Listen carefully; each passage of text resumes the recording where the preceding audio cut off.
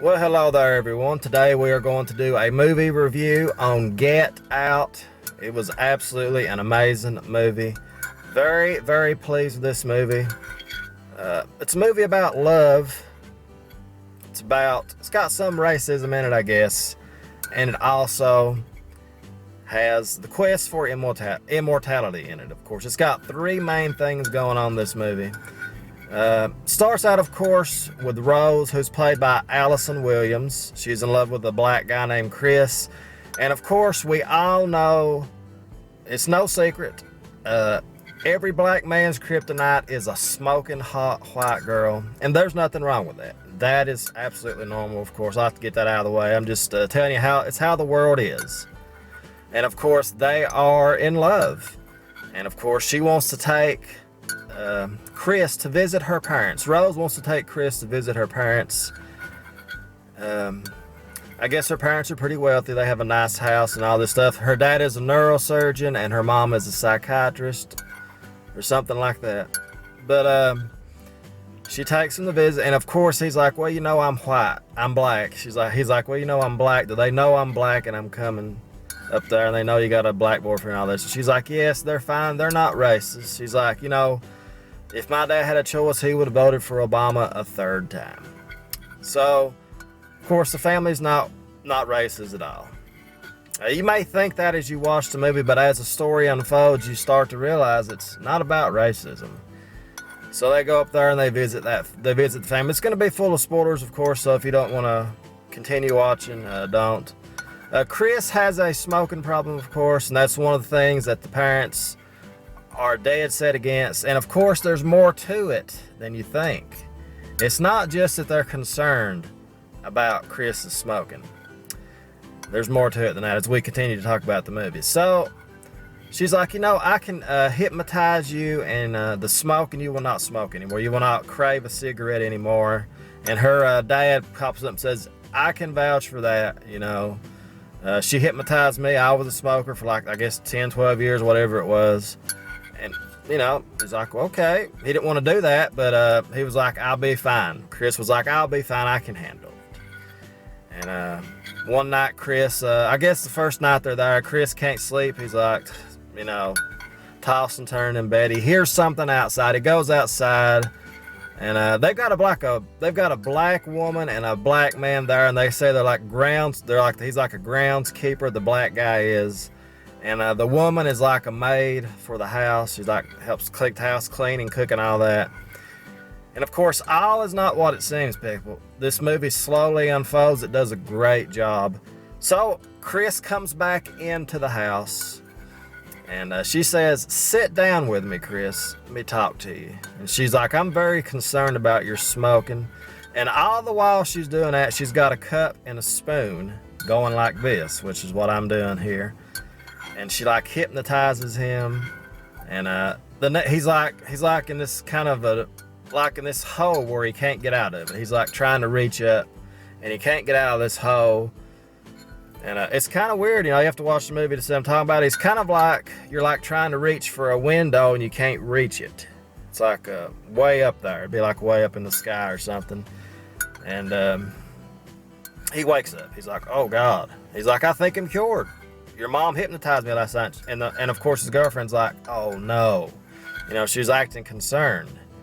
But of course she's not really concerned, because she's part of the problem. She's a very smart, attractive white girl. So there's a party. Turns out there's a party this day, the next day. And she's like, oh no, I forgot, Chris. She's like, I didn't think the party was this week. And of course it was. So there's a bunch of rich people that come there to the party, and they ask him all kinds of odd questions. And it makes you think, you know, they're racist. One guy says, one woman has this guy in a wheelchair, has her husband in a wheelchair, and she's like, is it better? Is black guys better in bed and all this stuff? And it turns out, people, what they're actually doing, it has some great scenes in it, very just interesting scenes that it just unfolds so slowly and so well.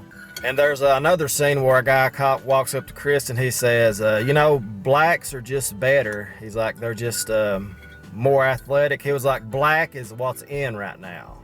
It's more popular and all this stuff. It was odd watching the movie, all these little scenes. And of course, eventually Chris is like, I gotta get away from this. You know, he's getting out there. Everybody's treating him odd, asking him odd questions. He's like, these people are racist as fuck. He's like, what's wrong with this family? I gotta get away from here. So he runs off in the woods, and of course, the hot white girl chases him. They're in the woods talking, and while they're in the woods talking, this is when the movie really starts to show itself. They're like playing bingo. It's like a silent bidding contest. And I was like, right then, when you see them bidding, they was like bidding on the guy. So the whole time all these rich people was there, they was just checking him out, talking to him, you know, and all this stuff. And they were gonna start bidding on him. And that while Chris was in the woods there, of course, saying, we gotta leave, we gotta get away from here. I can't take this no more. They were bidding on him, and of course somebody wins the bid. I don't know how much it's for, because it's like they're doing a silent bid. He's like holding his hands up. He's like going 5, then he goes like 10, then 20. So I don't know if it's 20 million, whatever it was. But eventually somebody wins the bidding, and then of course the girl Becky, is it Becky? But whatever, they go back to the house. She's like, we've got to leave, Dad. And while they're getting ready, while they're packing, he sees there's like this little door open, like a pantry door or something, and there's a box in there, and he sees all these pictures, and he sees all these other black guys his hot white girlfriend has dated, and she was telling him, you know, this is the first black man I've ever had. So she's brought all these black people to this house, and they've pretty much sold them all to somebody rich. And the kicker about it, people, here we go. Let's just go ahead and get right to it. They try to leave the house, and where he's been hypnotized, she gets her spoon and cup and does this right here, and he automatically passes out. He can't move. He's like trapped in a different world. He wakes up and he's strapped down to a chair, and he sees some kind of a little short film. And basically what they do, people, is they take your brain. The rich people that win, pretty much what they're doing, they bid on the black people, is pretty much what they're doing. They're bidding on black people to replace their old broken down bodies. So what they're doing is they're switching brains out with the bodies. So the guy, for example, the guy that bidded on Chris, they put his brain in Chris's body. So there you have it. So the black guy that's already there, the groundskeeper, and the woman, turns out that is I guess Becky, is that her name? But I guess turns out that's Becky's mom and dad. Their brains have been transplanted into other people's bodies, into black people's bodies. So there you have it, people. So Chris is tied up there on a chair. They show these films and all this, and Chris has always got his hands where he's digging into like the chair, and he like digs out the cotton, and that gets him thinking. He gets some cotton, he sticks it in his ears.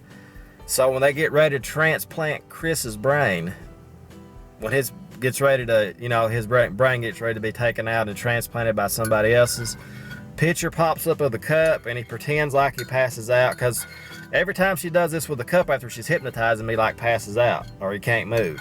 So he pretends to pass out, and pretty much he gets away. He pulls it off. The guy comes in there to take him to the doctor, the neurosurgeon, which is her dad, of course, to transplant the brains. And he pretty much escapes. He escapes, and that's pretty much it. He kills the whole family pretty much, doesn't he?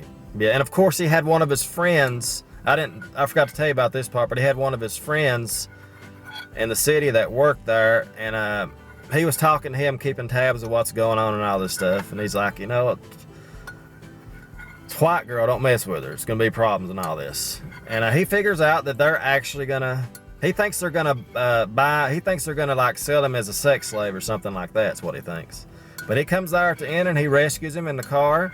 After of course he killed the whole family, he accidentally killed her grandmother, and he He killed her grandfather, her father, her mother, and then he killed her at the end, of course. She came out with a gun one last time to try to stop him, and he killed her. So there you have it, people. It's a very good movie. And the cup plays a big part in the movie.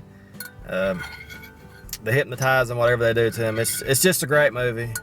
I highly recommend Get Out. I'm going to give it a solid 4.5 out of 5. The only thing I cannot really figure out about this movie is the opening scene where it shows a black guy getting killed on the side of the street. Like a car pulls up beside him and this guy grabs him and breaks his neck or whatever and takes him. I guess, I don't know, maybe if I watched the movie again, that part seemed not to make no sense.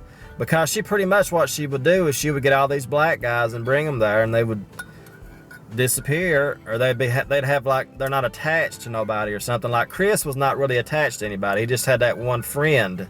His mom was gone, his dad was gone, so it's pretty much him. No brothers and sisters. And, you know, it just goes to show, you know, white girls, they have a power over black guys. They just do. They really do. Vice versa, I guess. But there you have it, people. It's a very good movie. Racism doesn't really play a key in it. Somewhat does, but not really. You know, it's got a little bit in it, but it's not as bad as you think it is, because pretty much the reason why everybody's acting so odd is they're checking him out and they're going to bid on him to use his body. That's why everybody was like being so rude, asking these questions, you know, and stuff like that. So that's the best way I can review the movie. Let me know what you guys think. I think it's a great movie, and I highly recommend watching it. So, as always, guys, like, subscribe, comment. Thanks for watching, and go watch Get Out. I've not told you every detail of the movie. There's other things in it, of course, but I was really impressed with it. Get Out is a must-watch. I'll see you guys next time. As always, thanks for watching. We'll see you later.